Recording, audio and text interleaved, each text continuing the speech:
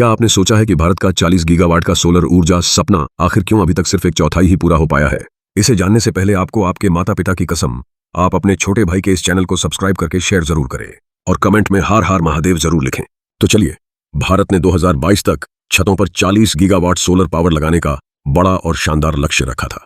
यह लक्ष्य सिर्फ एक आंकड़ा नहीं था, बल्कि एक ऐसा सपना था जिससे हमारा देश स्वच्छ ऊर्जा की ओर तेजी से बढ़ सके और पर्यावरण को भी सुरक्षित रखा जा सके।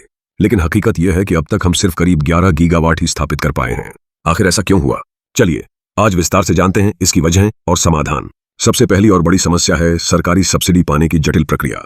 सरकार भले ही सोलर पैनल लगाने के लिए सब्सिडी देती है, लेकिन इसे पाने के लिए लोगों को ऑनलाइन आवेदन करना पड़ता है। कई तरह के दस्तावेज जमा करने होते हैं और फिर लंबा इंतजार करना पड़ता है। कई बार तो सब्सिडी मिलने में महीनों लग जाते हैं।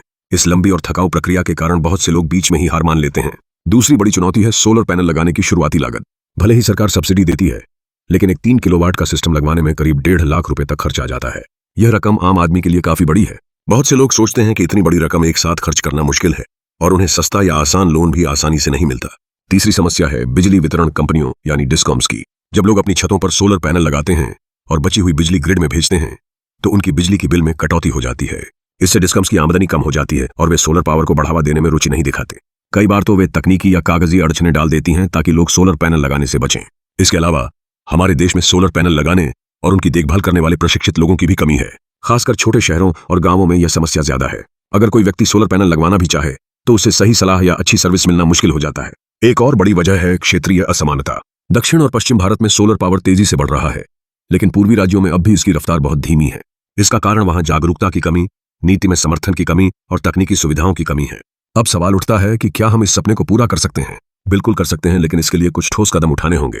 सबसे पहले सरकार को सब्सिडी की प्रक्रिया को आसान और तेज बनाना होगा। अगर सब्सिडी सीधे और जल्दी मिलेगी तो ज्यादा लोग आगे आएंगे। साथ ही सोलर पैनल लगाने के लिए सस्ते और आसान लोन की सुविधा हर जगह उपलब्ध करानी होगी, ताकि आम आदमी भी बिना झिझक सोलर पावर अपना सके। डिस्कम्स को भी इस बदलाव के लिए प्रोत्साहित करना होगा। सरकार को ऐसे नियम बनाने होंगे जिससे डिस्कम्स को भी सोलर पावर से फायदा हो और वे उपभोक्ताओं को रोकने की बजाय उनका साथ दें। साथ ही हमें ज्यादा से ज्यादा लोगों को सोलर पावर के फायदे के बारे में बताना होगा, जैसे बिजली बिल में बचत, पर्यावरण की सुरक्षा और लंबे समय में फायदा। इसके अलावा देश में सोलर पैनल और उससे जुड़ी तकनीक का उत्पादन बढ़ाना होगा, ताकि हम विदेशी आयात पर निर्भर न रहें और सोलर पैनल सस्ते मिल सकें। साथ ही छोटे शहरों और गांवों में प्रशिक्षित लोगों की संख्या बढ़ानी होगी, ताकि हर जगह अच्छी सर्विस मिल सके। दोस्तों, सोलर ऊर्जा हमारे देश के लिए सिर्फ एक विकल्प नहीं, बल्कि भविष्य की जरूरत है। अगर हम मिलकर इन चुनौतियों का सामना करें और सही कदम उठाएं, तो भारत का 40 गीगावाट सोलर सपना सिर्फ सपना नहीं, बल्कि हकीकत बन सकता है। अगर आपको यह वीडियो पसंद आया हो तो लाइक और शेयर जरूर करें। हमारे चैनल को सब्सक्राइब करना न भूलें और अपने सुझाव या सवाल कमेंट में जरूर लिखें। धन्यवाद।